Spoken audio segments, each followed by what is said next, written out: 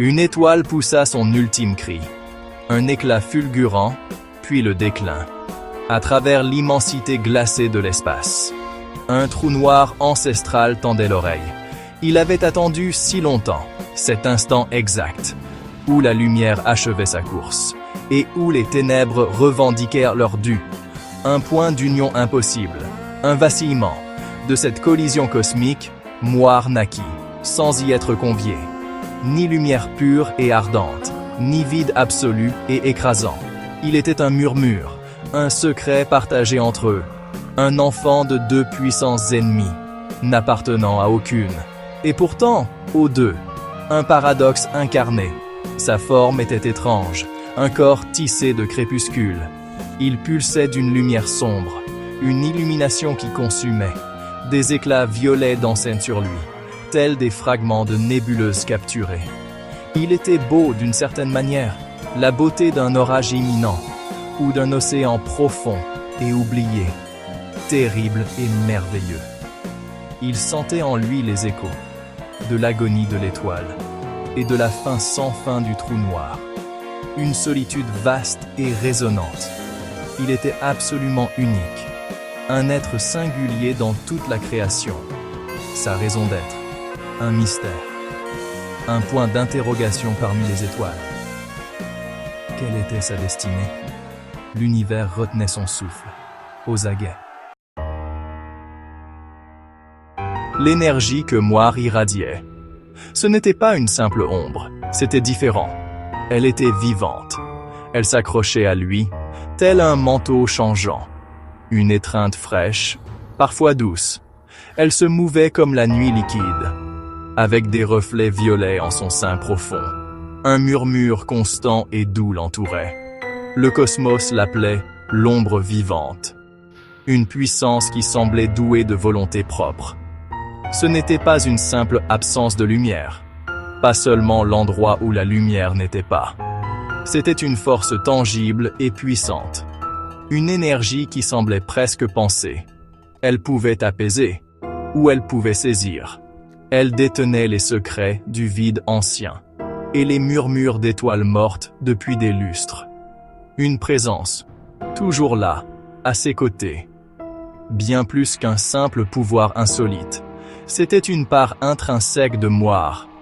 Moire apprit lentement ses curieuses manières. L'ombre vivante lui répondait, à ses pensées inexprimées, à ses peurs les plus profondes. Elle pouvait s'étendre comme des vrilles chercheuses, ou se solidifier en bouclier quasi impénétrable. Parfois, elle lui montrait des choses fugaces, des aperçus de lieux incroyablement lointains, ou de brefs frissons d'instants à venir. Son potentiel semblait véritablement infini, un inconnu dangereux et pourtant merveilleux. Ce pouvoir qu'il possédait était singulier, né d'un équilibre délicat, d'extrême. L'essence de la lumière et des ténèbres réunis en un. C'était une clé, peut-être, sentait-il, vers quelque chose de très ancien et oublié, et d'incroyablement important. L'ombre vivante était bien plus qu'une simple énergie étrange et éthérée.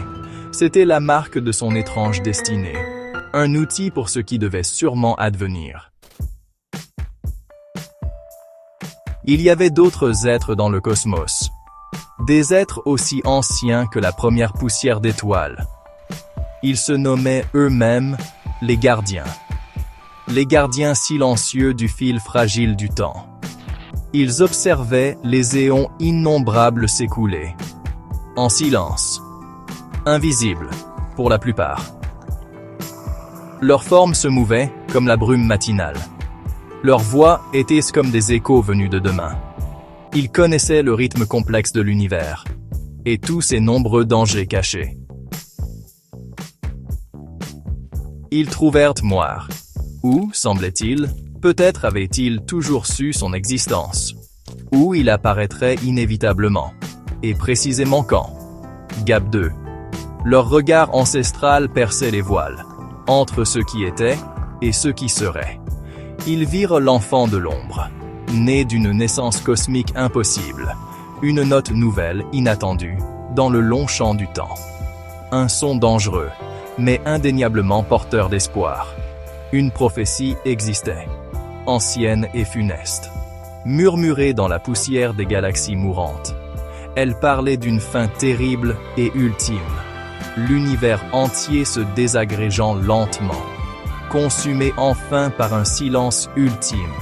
Mais elle nommait aussi un unique, faible espoir, un enfant né de l'ombre et de la lumière mourante.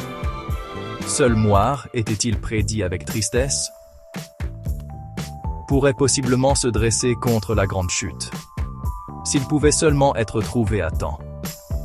Les gardiens emmenèrent Moir vers leurs lieux les plus secrets, les plus cachés, soigneusement dissimulés entre les tic-tac des horloges. Il grandit parmi eux, patiemment, apprenant le temps, le destin, le sacrifice. Mais toujours, il sentait sa lourde présence, le poids indéniable de ce qui avait été dit, un lourd manteau de devoir sur ses épaules. Il attendait. Ils attendaient tous avec lui, que l'ancienne prophétie s'éveille enfin. Mais une ombre différente s'étendait plus loin encore, plus profonde et plus froide que toutes celles que Moir pouvait projeter. Son nom murmuré était Nihil, le dévoreur de tout ce qui est, une fin cosmique ancienne et insatiable, bien plus ancien que les toutes premières étoiles.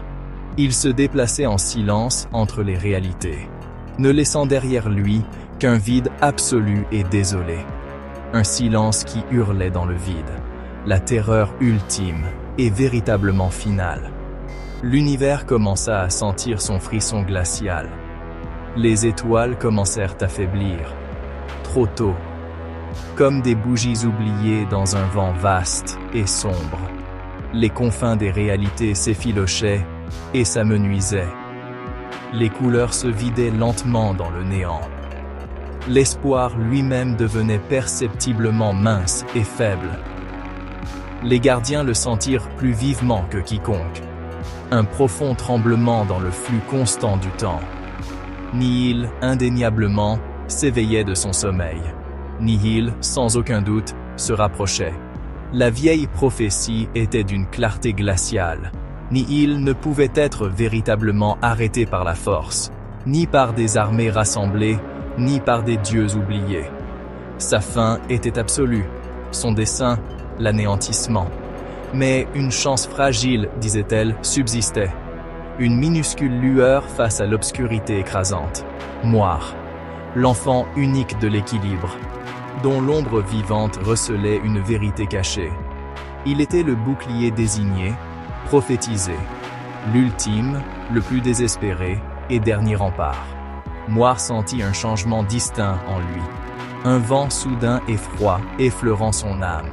L'ombre vivante autour de lui pulsa, plus vite, plus fort, soudainement plus consciente. Les gardiens se tournèrent et le regardèrent. Leurs yeux ancestraux contenaient une profonde tristesse, et aussi une infime lueur d'espoir. C'était maintenant, ou ce ne serait jamais. Son voyage, prédit depuis si longtemps, allait commencer, droit vers le cœur terrifiant de la tempête.